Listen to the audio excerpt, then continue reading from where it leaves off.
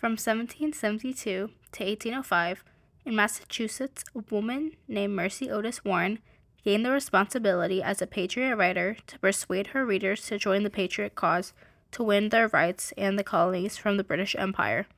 Warren made a major impact by helping build up the patriot side during the American Revolution, leading to more people to fight for the freedom of themselves and the future of the country of the United States of America.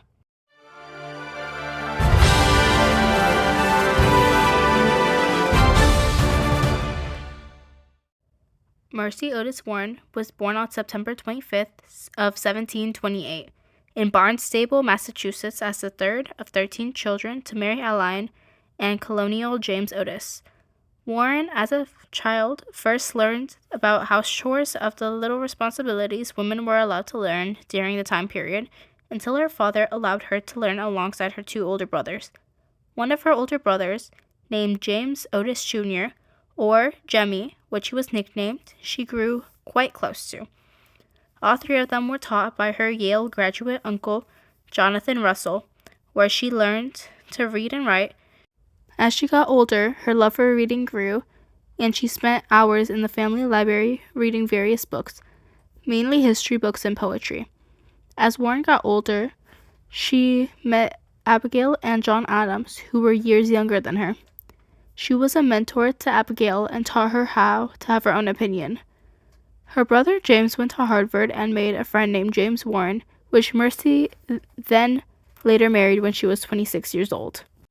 Her husband was a member of the House of Representatives for the state of Massachusetts. Her father was a legislator as well for the state, and her brother was an activist. All three of them talked about politics a lot around Mercy, which she loved hearing. Warren and her family hated the colonial governor, causing her brother to protest against him. He later got beaten by the British officers. After the event, this caused Warren to want to be an activist like her older brother, which launched the idea of her becoming a writer and writing about wanting rights and freedom from the British Empire for the colonists and all the colonies.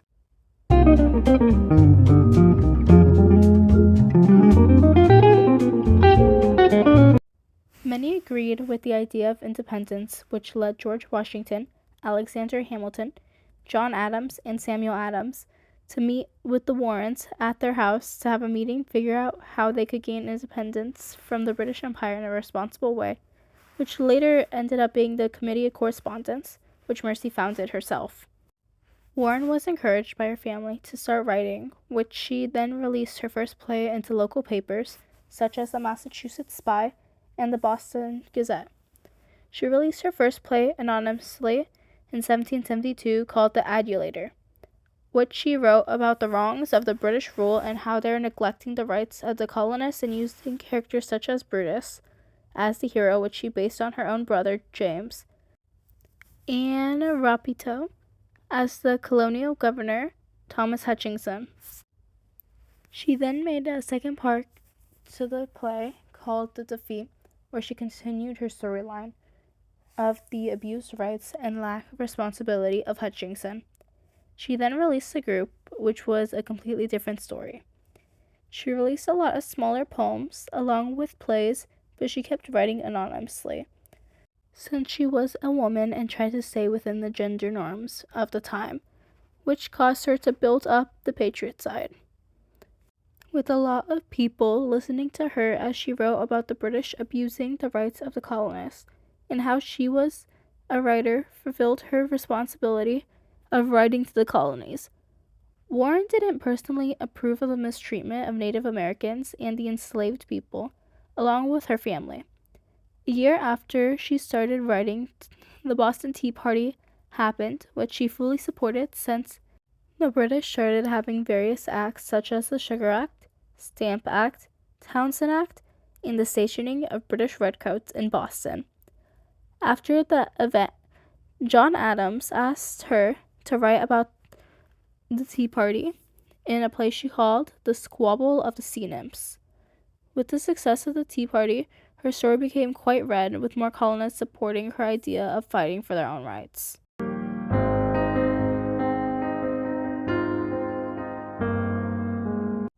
Years later, when the Declaration of Independence was adopted into the colonies, Warren liked the idea and saw not everyone, even with the American Army's victory, which encouraged her to write about the Loyalists, which she called the blockheads. It was also during that time when she began to write about the rights of women in the colonies, arguing for the fair rights of the other women, including her, arguing that women should have fair rights to education. Later, when the Constitution was written, she began to disagree with it and became an anti-federalist. She released observations on the new Constitution and later a pamphlet called the Columbia Patriots Sic Transit Gloria, where she sided with the anti-federalists. In 1779, she released another play called The Motley Assembly, which she asked Washington to approve before releasing the play, since she mainly wrote it about freedom. During the 1780s, she didn't release much, mainly due to the health of her husband, but in 1790, she released a book of all her plays, including 2 new additional plays about women's rights, with the first play taking place in the 16th century Spain called The Ladies of Cassette, and the second taking place during the fall of the Roman Empire called The Sack of Rome. She still paid attention to politics while she wrote about women's rights, and with Abigail Adams, started the Republican Motherhood in the 1790s, where she gained the responsibility to teach their sons about politics. As the 1790s ended and the early 1800s rolled in, Warren's health started to decline, and she began to have trouble reading and severe headaches, causing her to have her eldest son write for her.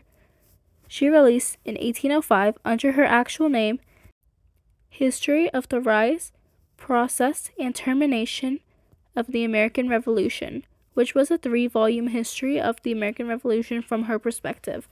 Finally, in 1814, the time caught up to Warren, causing her to finally pass at the age of 86 years old.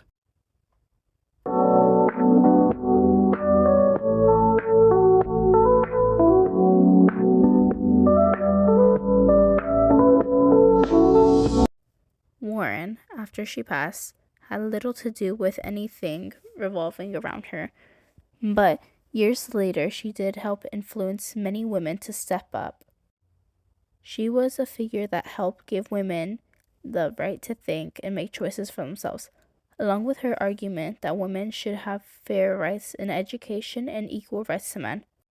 She led others to rise up and to speak for themselves, and her letters and works became some of the earliest works by a woman, explaining what the days were like in the early form of the United States of America. She might have been neglected quite a lot during her days during the American Revolution, but Mercy Otis Warren was responsible for building up the Patriot side in the Massachusetts colonies and argued for fair rights for the colonists away from the British Empire, and later for women's rights. She is quite ignored when most people learn about the American Revolution, but she is an important historical figure in arguing for the rights of women and for everyone during the American Revolution.